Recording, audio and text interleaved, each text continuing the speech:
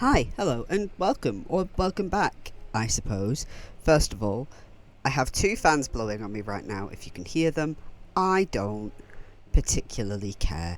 It is currently 30 degrees outside, and I am feeling boggy and repulsive right now, so you will just have to deal with some mild background noise. But after the big boy I've recently finished, I wanted something short and easy and sort of nice and digestible for my next read. And my local library came in clutch with their little display for holiday reads. I picked this one up because of the pretty cover, but the blurb then seemed like it was going to lead me into a fun little romp, and I figured, why the hell not? So today we're going to be looking at a book from the late 60s that I wish I'd happened upon much sooner, with Businessmen as Lovers by Rosemary Tonks. We're with a whole cast of characters on an Italian island holiday, primarily following Mimi. It's a series of low-stakes hijinks that are so easy to just get lost in. Mimi is hopelessly in love with a man called Beetle and trying to figure out if they'll finally get married. There's a strange holistic doctor who the whole group has beef with, resulting in this petty back and forth regarding his garden. Mimi's best friend Caroline is in a rather frustrating relationship with a high-ranking banker or financier who finds himself in a back and forth with another holiday maker in a similar sort of position to himself, trying to outdo one another.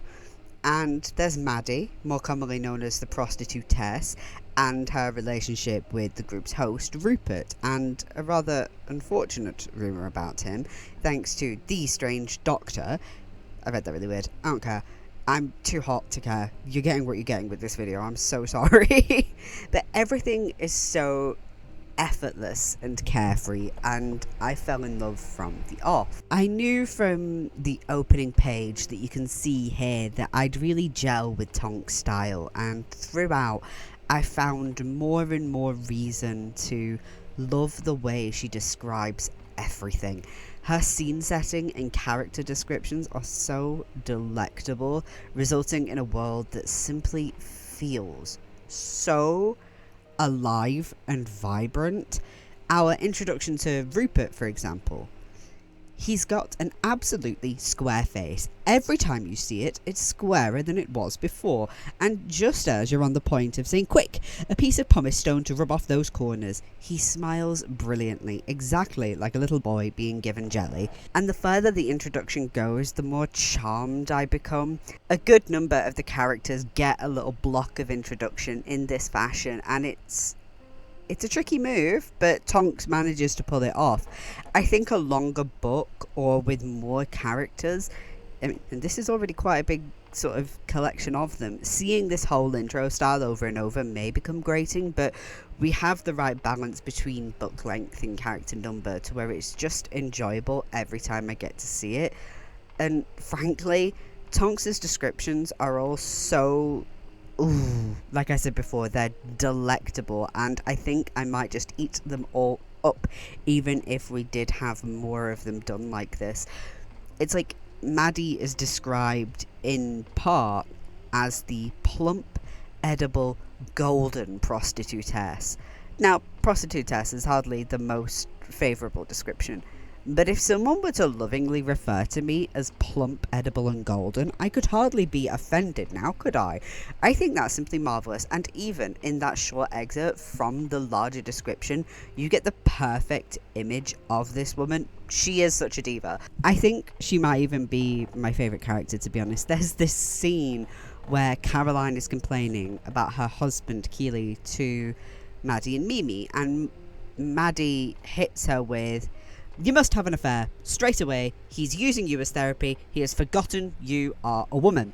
And frankly, as I love being the friend to give entirely reckless advice like this, I just was immediately like, yes, I love this diva.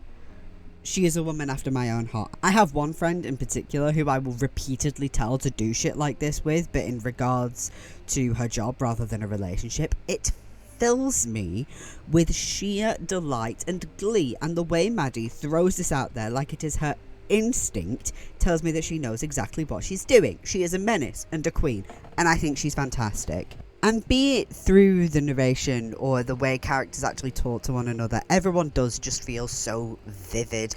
In less than 200 pages, Tonks creates a host of characters who are all so bold, and it never feels overpowering. They're not pure caricatures, even if there is somewhat of an element of it.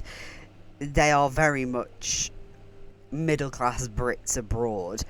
We get notes on Mimi and Beetle's relationship, like we've used up all our first outrageous kind of joy in one another and have passed on to a deeper, sweeter drink, which is just delicious. And it isn't just in her characters where that vibrancy shines through. Across the whole book, Tonks brings this little island to life so brilliantly. I want to be there with them on these little hijinks, even though if I did meet these people, I would probably find them insufferable. But the way everything is described just warms me to it all so dearly. An Italian night with a violet velvet landscape, not too hot at all on account of the mountain dew that falls so suddenly at 10 o'clock you could drink it. Your eyes soon get accustomed to the darkness and you can go off anywhere.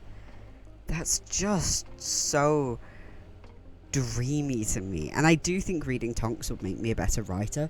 I'm very character driven to the point of sometimes leaving place description like this to the wayside.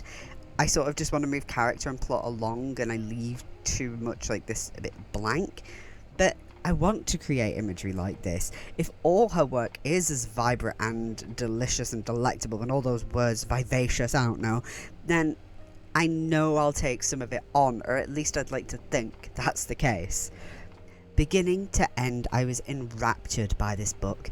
I was eased into it from the off and just found myself being gently carried along by Tonks's writing prowess throughout.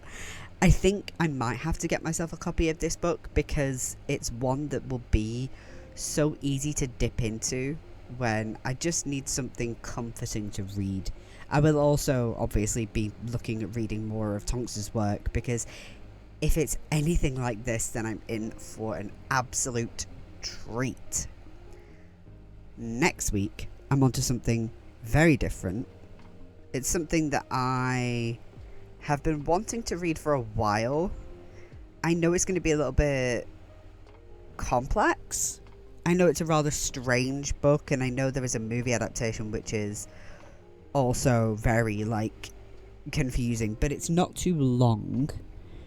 So I'm hoping I can, pick it apart, get in there. So we should be looking at Audition by Ryu Murakami next week.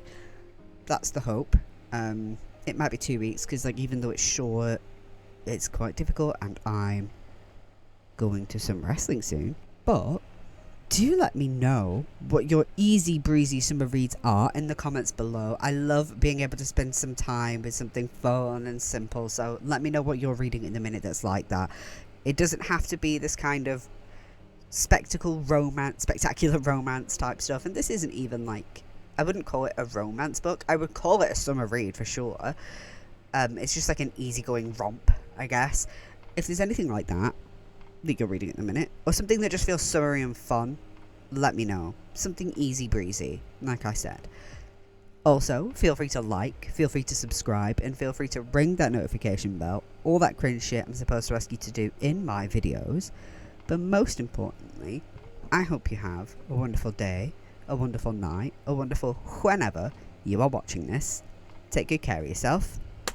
Right.